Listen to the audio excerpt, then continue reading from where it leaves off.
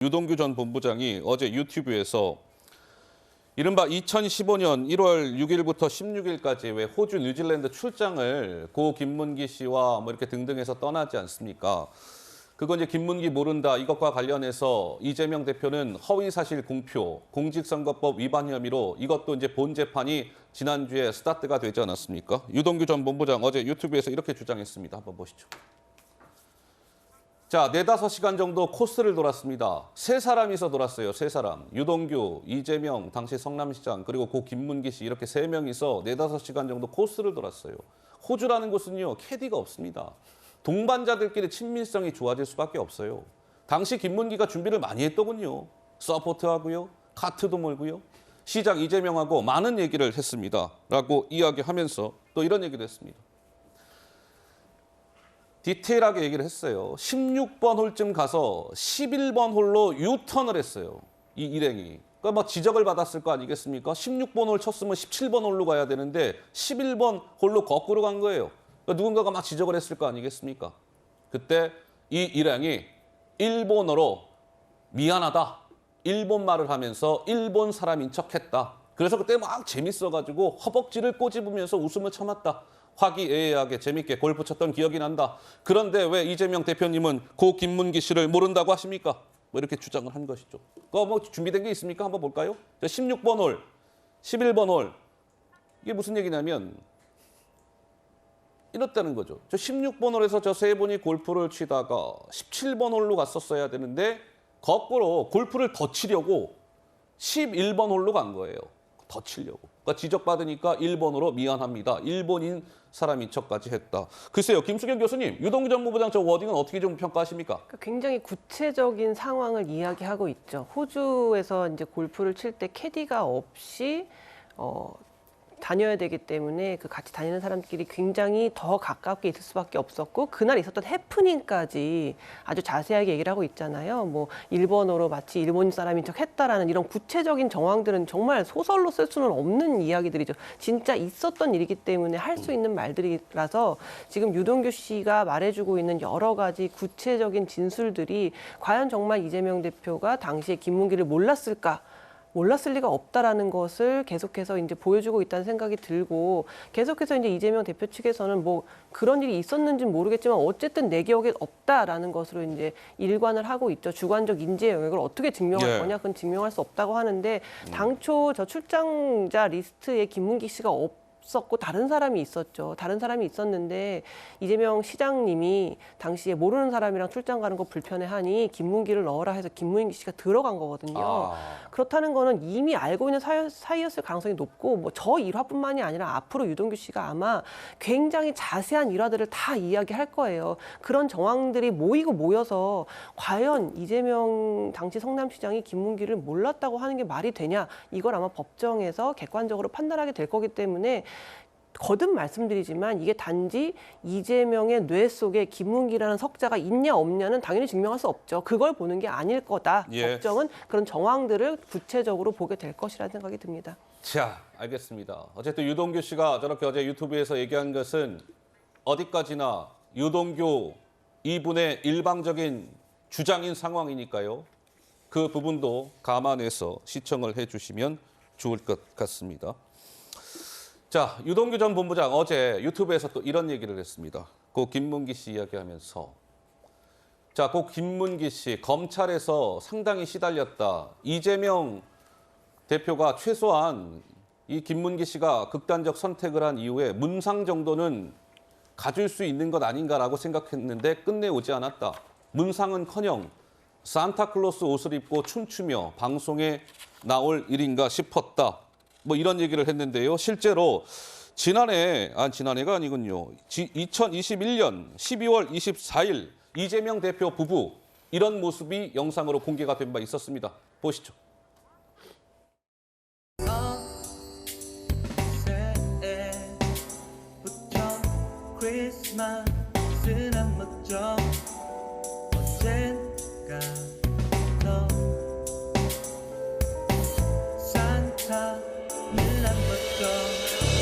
여기저기 들려오는 슈퍼 소리 불나라 통받는 신음 소리 기공이 다 같이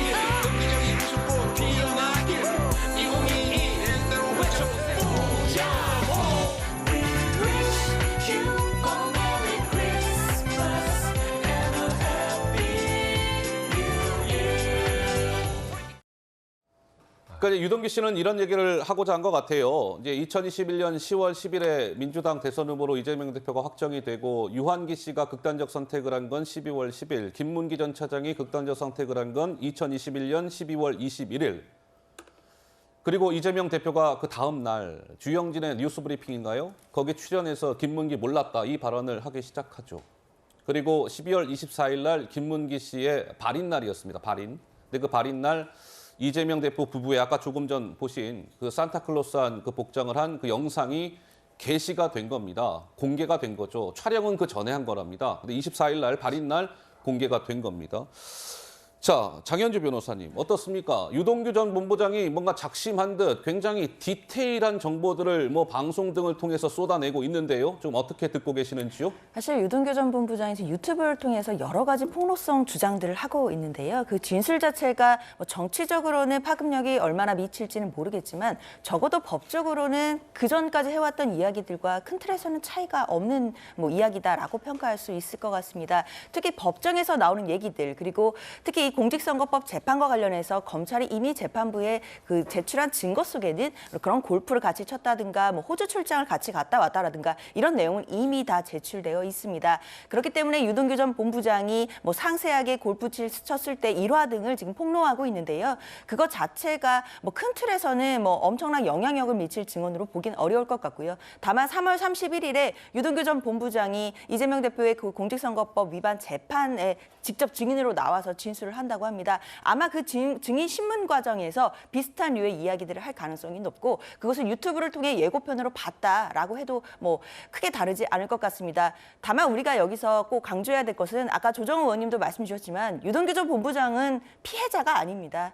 이 사건, 특히 대장동 의혹과 관련해서는 강력하게 혐의를 의심받고 있는 피고인 중에 한 명입니다. 그 사람이 유튜브를 통해서 여러 가지 폭로를 앞장서서 하고 있는 부분, 과연 재판부가 어떻게 판단할지에 대해서는 더 지켜봐야겠습니다.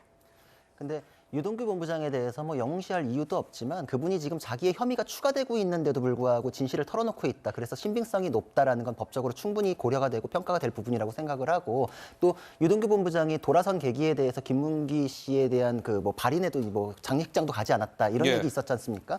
이재명 대표께서는 그때 행보가 굉장히 좀 이런 사람들에 대해서 그런 감정을 불러일으킬 만한 행보를 했다 이렇게 저도 생각이 돼요. 예. 왜냐하면은 김문기 씨에 대해서는 무섭게 손절해가지고 모르는 사람이라 그랬는데 안철수 의원 당시 후보의 유세 차량 사망 사고 났을 때는 일면식도 없는 그 장례식장 갔었거든요. 이재명 대표가. 그러니까 유족들 입장에선 더욱더 피눈물이 났겠죠. 그런데도 불구하고 이거에 대해서 비판 여론이 있으니까 산타 복장 입고 춤췄던 건 미리 녹화했었기 때문에 뭐 그랬다 이렇게 했는데 녹화하면은 뭐 방송에 대해서 결정 새로 못 합니까? 뭐 참사 벌어졌을 때 우리 그 개그 프로그램이나 이런 거 결방시키는데 그게 생방송이라서 결방하나요?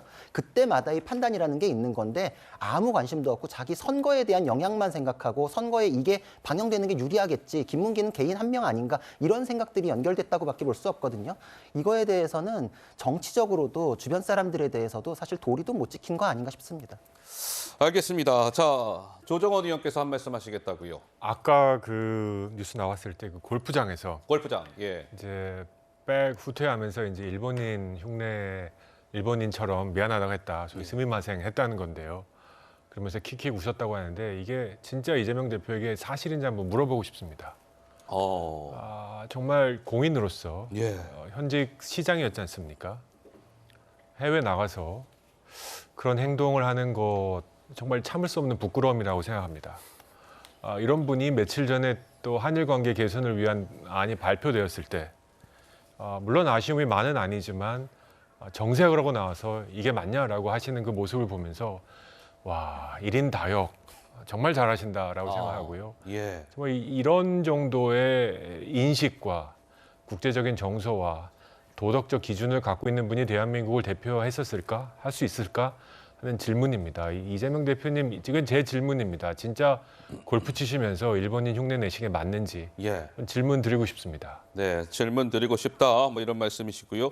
자, 유동규 전 본부장 오늘 법정에 출석을 했는데요. 또 기자들 앞에서 이런 얘기도 했습니다. 오늘 목소리입니다. 한번 들어보시죠. 유튜브 활동은 계속 하실 건지. 제가 말씀드렸다시피 거기에 많은 분들이 민주당에 많은 분들이 이제 그거 하고 있잖아요.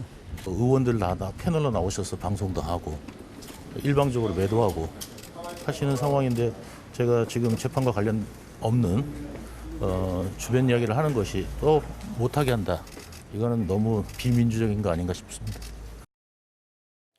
비민주적이다. 유동규 전 본부장 이렇게 얘기했습니다. 김수경 교수. 예. 유동규라는 사람의 메시지를 우리가 믿을 수 있느냐에 대해서 지금 계속 갑론을박이 있잖아요. 그러니까 민주당 측에서 이주명 대표 측에서는 이 사람도 사실은 범죄자고 나쁜 사람인데 이 사람 말 어떻게 믿냐. 그리고 이 사람 예전에 증언하던 거랑 지금 증언하는 거 다르다. 그렇기 때문에 신빙성이 없다는 얘기를 하지만 이게 진술을 번복한 게 아니라 제 생각에는 실토를 하는 거거든요. 실토하는 것이다. 범죄자가 처음부터 내 죄는 이겁니다라고 다 말하는 사람은 없죠. 누구나 맨 처음엔 아니라고 해요. 모른다고 하고 아니라고 하다가 이런저런 증거가 나오거나 아니면 어떤 변심의 계기가 돼서 사실을 말하기 시작할 때 우리는 이걸 실토한다고 하거든요. 그런데 계속해서 지금 민주당 측에서는 믿을 수 없다, 이랬다 저랬다 했기 때문에 둘 다 믿을 수 없는 말이라고 하는데 이것뿐만이 아니라 김성태 쌍방울 측의 이야기도 항상 바뀌었기 때문에 진술이 처음과는 다르기 때문에 믿을 수 없다고 하는데 아니요, 이거는 진술을 실토하는 거로 볼 수 있다. 그렇게 말씀드리고 싶습니다.